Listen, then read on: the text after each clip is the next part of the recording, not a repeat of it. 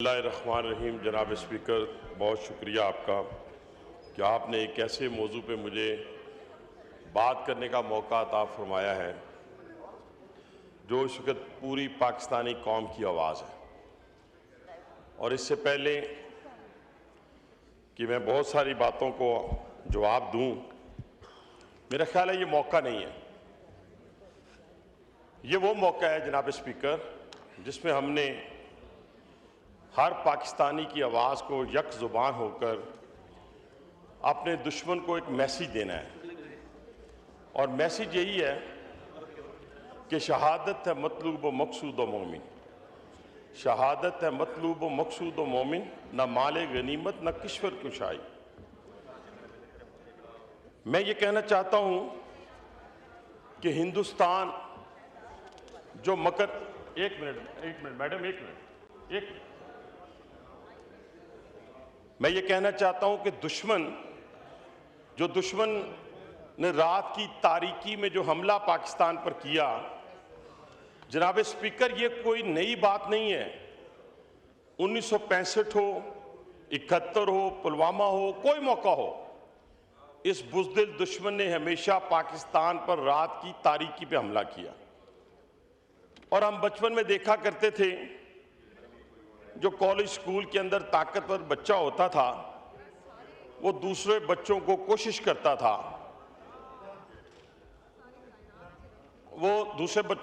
करता था कि उनको खेलने का मौका दे, उसको शरारत का मौका दे, लेकिन जब उसकी बारी आती थी तो वो सब पे हावी होता था।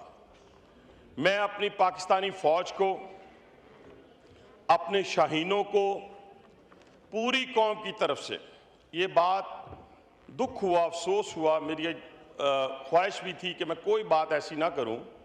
मेरे भाई ने बात की, नहीं है साथ। मैं समझता हूं कि आज पूरी पाकिस्तानी कौम ने अपने शाहीनों के कारनामे पे उनको खराज तहसीन पेश किया है और उस ताकतवर बच्चे का मुजाहरा किया है जो छोटे छोटे बच्चों को मौका देता था कि वो शरारत कर लें, फिर उस पर वो हावी हो जाएगा।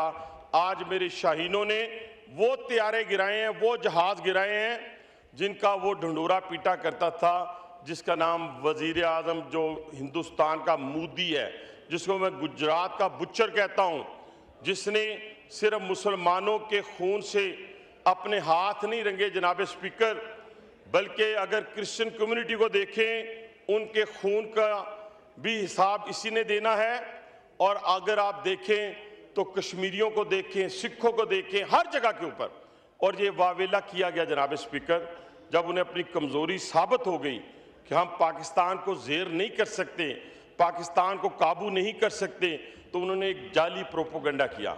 और प्रोपोगंडा क्या था जनाब स्पीकर कि कश्मीर के ऊपर पाकिस्तान ने हमला किया, जम्मू कश्मीर के ऊपर या अमृतसर और जलंधर के ऊपर। नहीं जनाब स्पीकर, हमने क्या किया, उन्होंने हमारे मासूम बच्चों को मारा।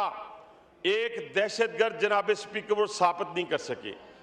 छोटे छोटे बच्चों को, जिनकी उम्र क्या है जनाब स्पीकर, बड़ी, मैं आज ना तालियों का मतलूब हूँ और ना ही वाह का मतलूब हूँ, लेकिन पूरी अक़वाम आलम को ये कहना चाहता हूँ कि वो हिंदुस्तान का ये चेहरा अपने सामने रख लें कि 3 साल का बच्चा, 4 साल का बच्चा, 6 साल का बच्चा, 7 साल का बच्चा जिसने जामे शहादत नोश किया है, एक जगह के ऊपर कोई एविडेंस वो मुहैया नहीं कर सका और उसने अपनी खिफ्त मिटाने के लिए जो 12 लाख फौज की मौजूदगी में पहलगाम के अंदर हुआ, उस खिफ्त को मिटाने के लिए अपनी कौम को धोखे में रखकर ये कहा कि ये पाकिस्तान ने हमला किया। 10 मिनट के अंदर अंदर FIR लॉन्च की जाती है जनाब स्पीकर। लेकिन जनाब स्पीकर, जब वो पूरी दुनिया के सामने एक्सपोज हो गया, मैं तो पहले दिन से कहता हूं और बड़े फैक्ट्स एंड फिगर के साथ बात करता हूं जनाब स्पीकर कि हिंदुस्तान दुनिया का सबसे बड़ा दहशतगर्द है।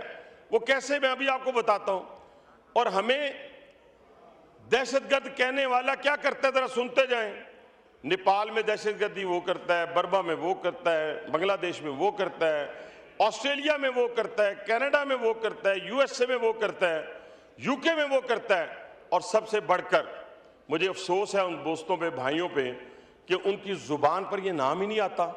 केपीके के अंदर, बलूचिस्तान के अंदर जनाब स्पीकर एविडेंस के साथ दुनिया को बताया, डोजियर्स दिए हैं, दुनिया को बताया है कि जो आप वेपन दे रहे हैं, जो आप डॉलरों में लाखों डॉलर इन्वेस्ट कर रहे हैं, ये 9 जो आपने कौंसल खाने पाकिस्तान की सरहद के साथ खोले हुए जनाब स्पीकर, ये मुझे बताया जाए ये किस मकसद के लिए है। क्या वहां से हिंदुस्तान वीजे जारी करता है? वहां से सारे के सारे जाफर एक्सप्रेस वाला वाकया जो है, आपको मालूम होगा, हमने तो अपने शोहदा की डेड बॉडीज भी दिखाई, हमने उन 36 लोगों को भी मारा, जगह पे मारा। और मैंने कहा था पहले दिन का, और आज फिर मैं कह रहा हूं, अगर कोई भी है ना जो उसका फैसिलिटेटर है, जो प्रॉक्सी वार का हिस्सा बने हुए हैं, आपने हमारे 7 फौजी उस दिन शहीद किए बलूचिस्तान के अंदर।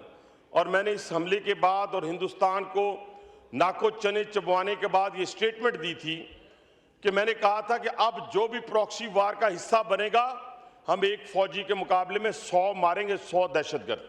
ये मैं आपको बताना चाहता हूं जनाब स्पीकर, पूरी दुनिया को भी मैसेज देना चाहता हूं, जो उसके पीछे खड़े हैं, जो प्रॉक्सी वार का हिस्सा हैं, कि जो हमारे एक फौजी को शहीद करेगा, हम 100 मारेंगे। और दूसरी बात, दुश्मन को यह भी बताना चाहता हूं, हम पिछले 30 साल से जंग लड़ रहे हैं, और आपके फौजियों की हमने मुकाबले में आपने हमारे मासूम शहरियों की जानें ली। हमने क्या किया जनाब स्पीकर? हमने आप पर वहां पे हमला किया। आज आपके फौजी बिलबिला रहे हैं, आज बिलबिला रहे हैं, एक दूसरे की डेड बॉडीज को उठा रहे हैं, सफेद झंडे लहरा रहे हैं। उसके बावजूद आप दुनिया को यह बता रहे हैं कि F-16, वो F-16 के पास में से भी आप नहीं गुजर सकते। जिस दिन F-16 वाले उड़े, जिस दिन हमने फैसला किया, जो हमने फैसला किया हुआ है, वो फैसला, वो वक्त, उसका तयन हमने करना है। अब तुमने जो करना था वो कर लिया, लेकिन एक F-16 क्या, उसके एक जो हमारे पास महराज है, वो भी आप उसके पास से नहीं गुजरे। हमारे शाहीनों ने जितने टारगेट अचीव किए, वो अपनी सरहद में रहकर किए। इतनी कैलकुलेटेड मूव कि हमने एक सिविलियन को नहीं मारा, हमने आपका ब्रिगेड हेडक्वार्टर उड़ाया, हमने आपका एयर बेस उड़ाया, हमने आपकी चौकियों को उड़ाया, हमने आपके फौजियों को मारा। और इंशाअल्लाह ताला अब जब ये फैसला होने जा रहा है और होगा, अभी तो हमने किया ही कुछ नहीं, हमारी तो अभी बारी है। और जब बारी आएगी और फिर दुनिया के सामने जब हम आपको लेके जाएंगे, तो फिर दुनिया कहेगी हाँ जी, ये दहशतगर्द है दुनिया के अंदर सबसे बड़ा। हम तो मजलूम हैं जनाब स्पीकर, हम तो मजलूम हैं, और हमने तो किसी जगह के ऊपर किसी दहशतगर्दी में अपना हिस्सा आज तक नहीं डाला। जो कोई हमारी तरफ से भी कहे, किसी की तरफ से भी कहे, मैं उसको बिल्कुल रद्द करता हूं इस बात को, और दुनिया को यह बताना चाहता हूं, और खास तौर पे हिंदुस्तानी अवाम को, कि आप जरा सोचे तो सही, हमले, आप दहशतगर्दी आपके मुल्क में कब होती है? जब भारतीय जनता पार्टी इक़्तिदार में आती है जनाब स्पीकर। जब भारतीय जनता पार्टी आती है, उस वक्त दहशतगर्दी होती है। इसका मतलब क्या हुआ? जब जनरल इलेक्शन आने लगता है, जब किसी उनकी सूबे का इलेक्शन आने लगता है, तो वो खुद अपने बंदों पे शब खून मारते हैं, उनके खून से होली खेलते हैं, और उसके बाद क्या कहते हैं कि जनाब ये दहशतगर्दी फलाने का। ये साबित हो गया है, ये पाकिस्तान की हिस्ट्री में नहीं, हिंदुस्तान की हिस्ट्री में साबित हुआ है।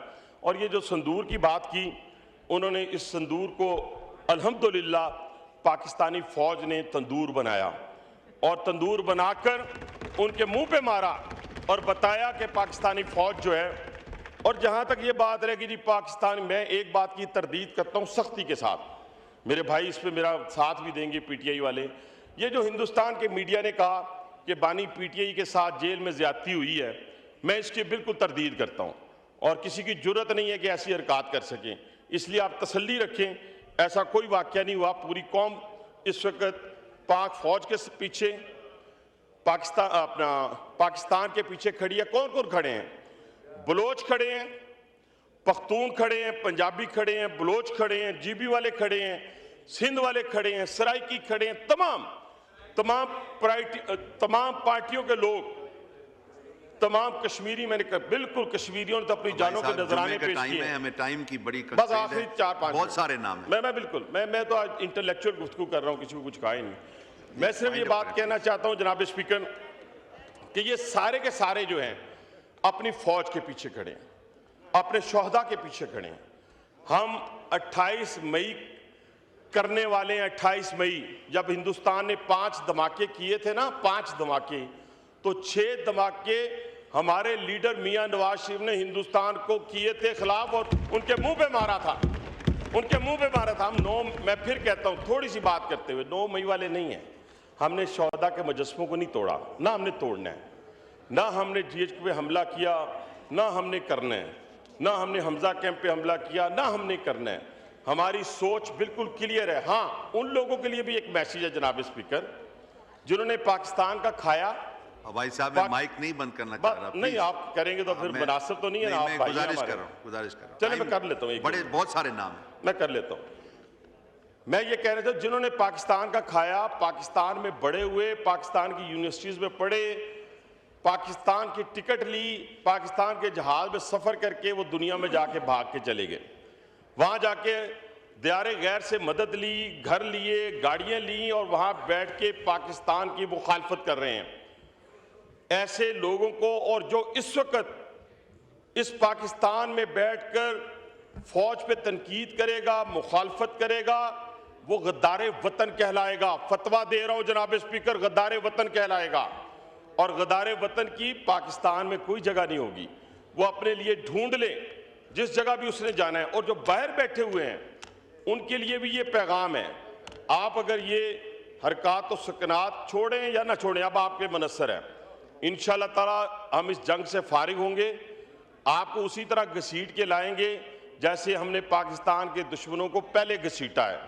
और ये आपको इंशाअल्लाह किसी किस्म की गलतफहमी ना रहे।